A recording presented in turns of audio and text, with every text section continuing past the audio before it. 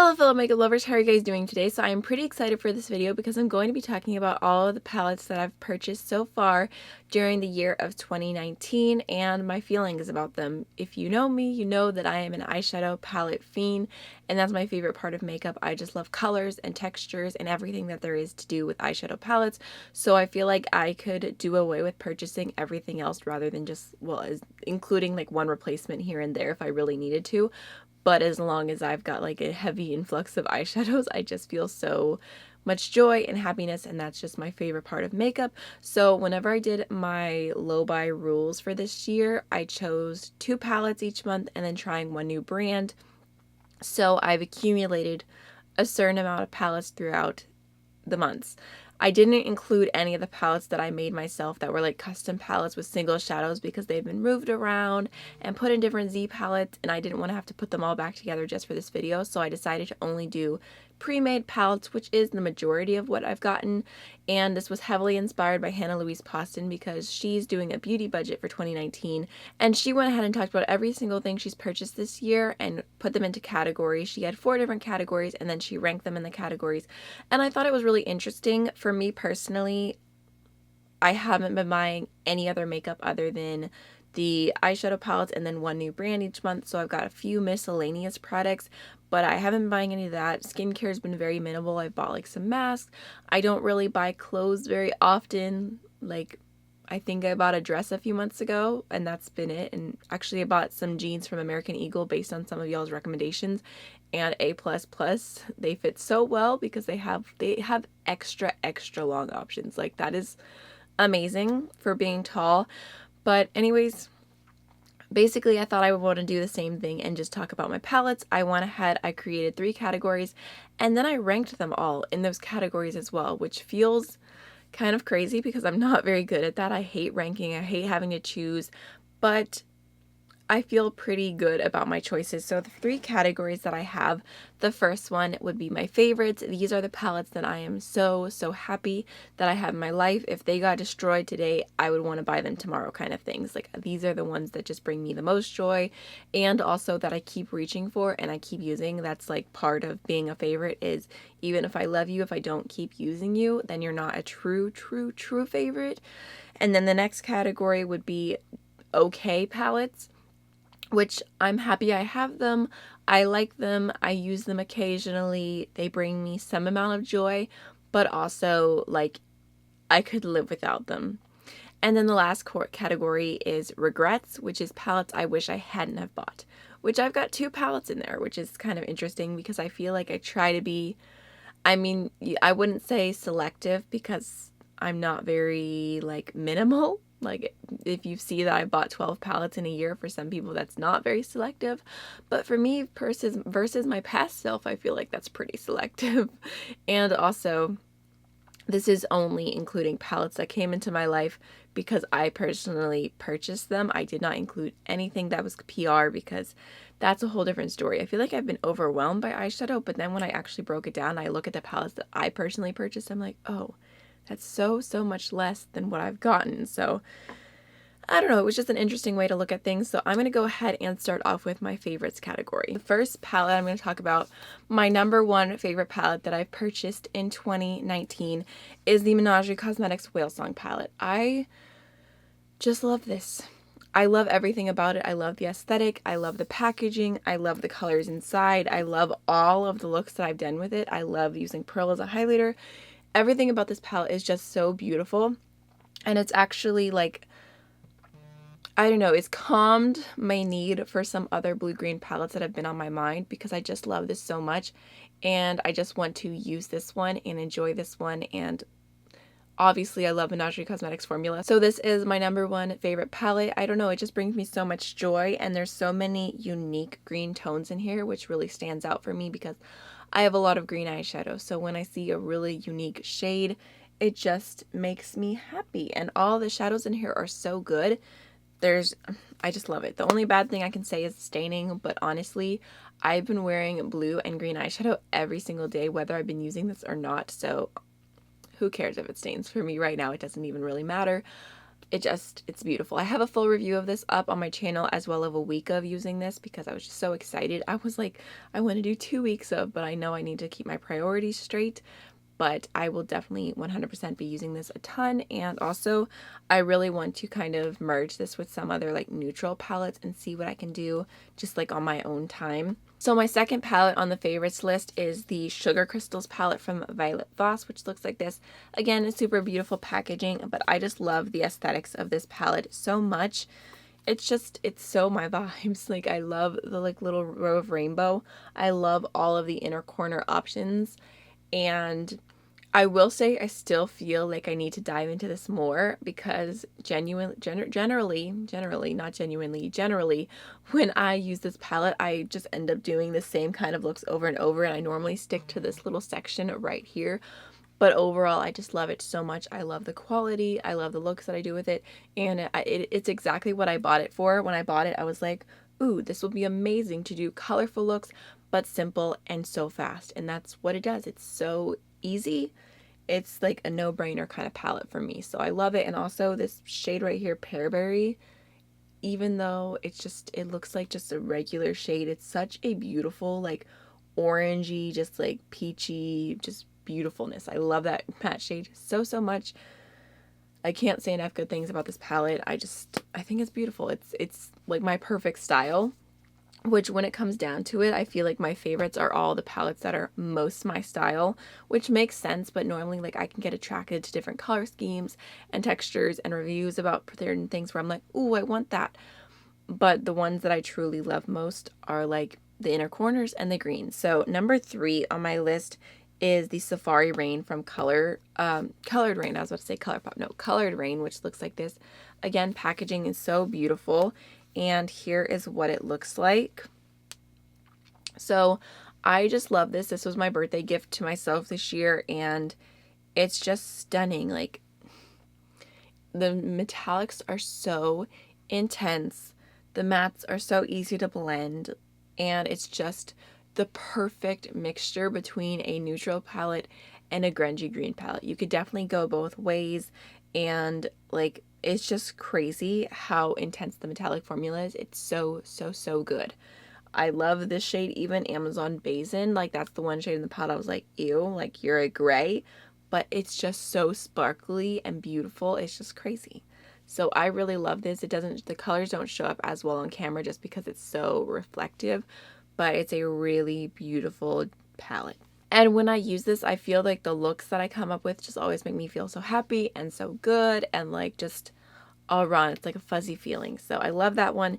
And then number 4 on my list, this is kind of like tentatively added onto the list of favorites because I still need to use it more. I've only used it twice, but I really love it. So this is the Gimme Glow Cosmetics Juicy Olive palette, which I bought at the beginning of this month. So it's definitely like a new favorite, but I'll show you what it looks like. I just love this because I feel like it's the only grungy green palette that I have where it's just grungy greens together. That's all it is. It's just grungy greens. There's no neutrals, no purples, no pinks, no blues, nothing else except for grungy greens. So that kind of gives this its own flavor, its own just uniqueness.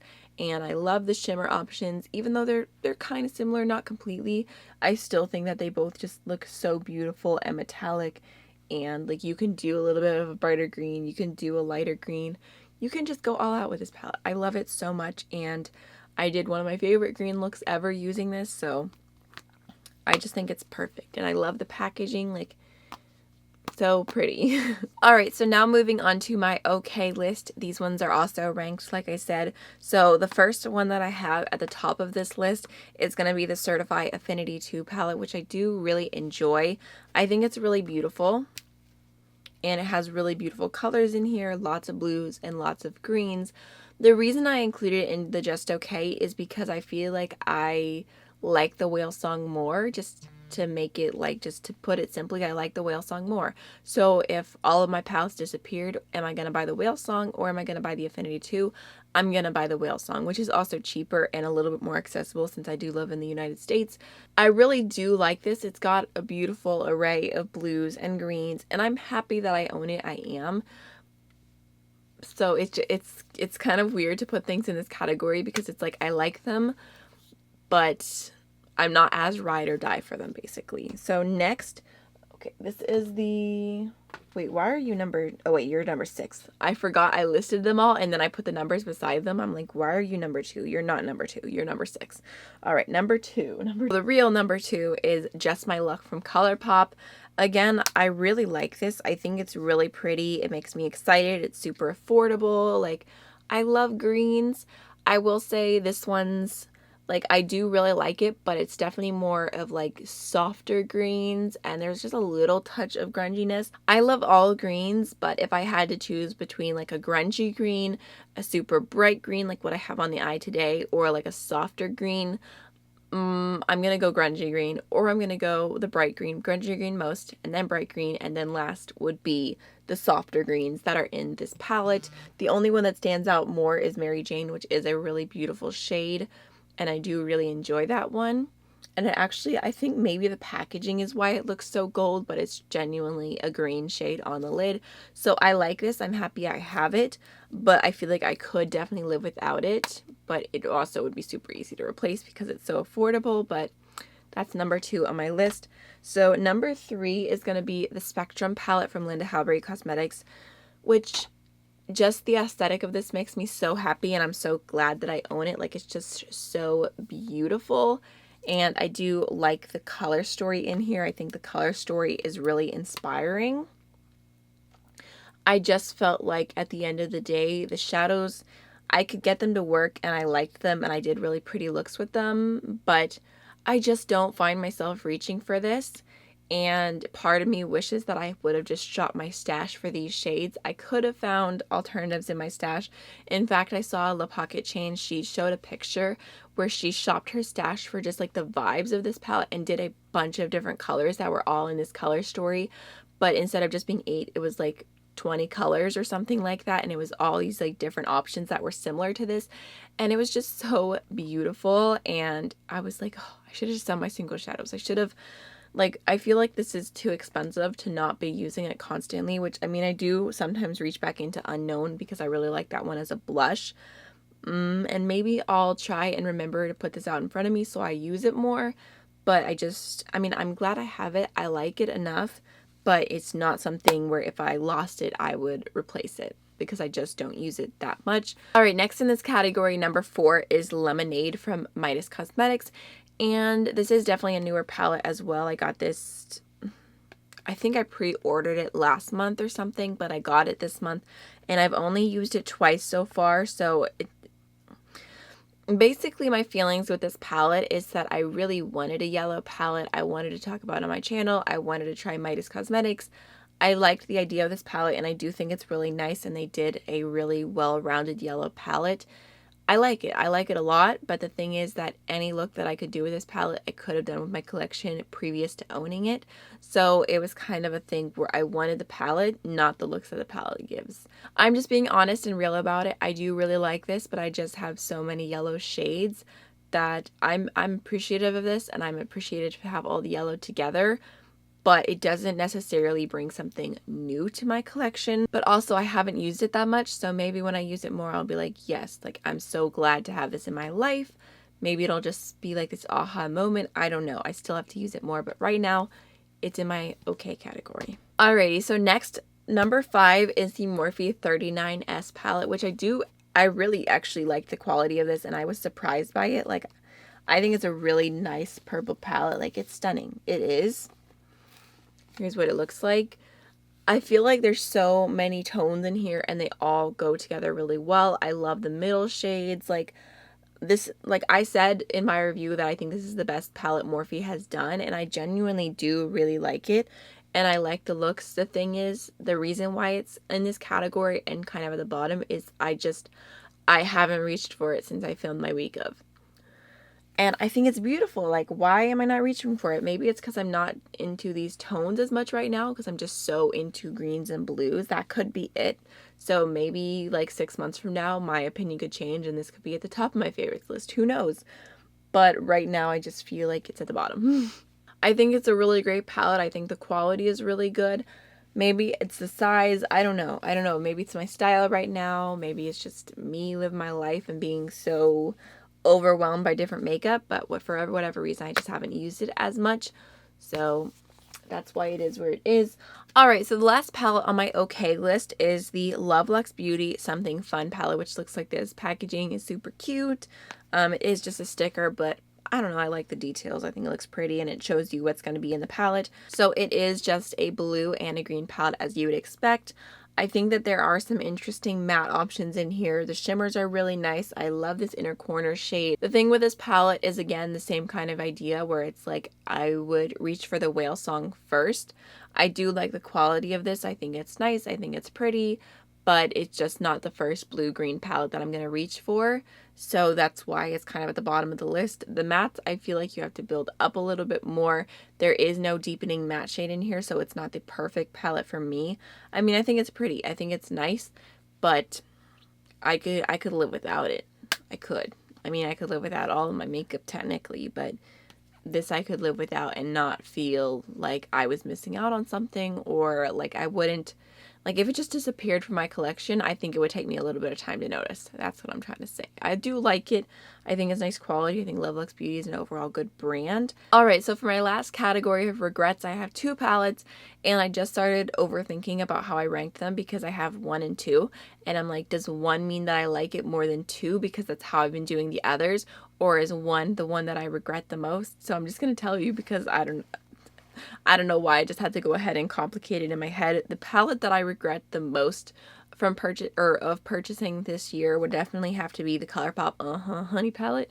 I think it's cute and I like certain shades of it, but like this shade Palooza, the pressed glitter, in a way I'm thankful for it because it brought to my attention that apparently all glitters are not FDA approved, which in my head doesn't quite make sense because there are some eyeshadows that have glitters in them that are like being sold as eyeshadows at Sephora without any type of warning. So there must be some more regulation to it. I don't know.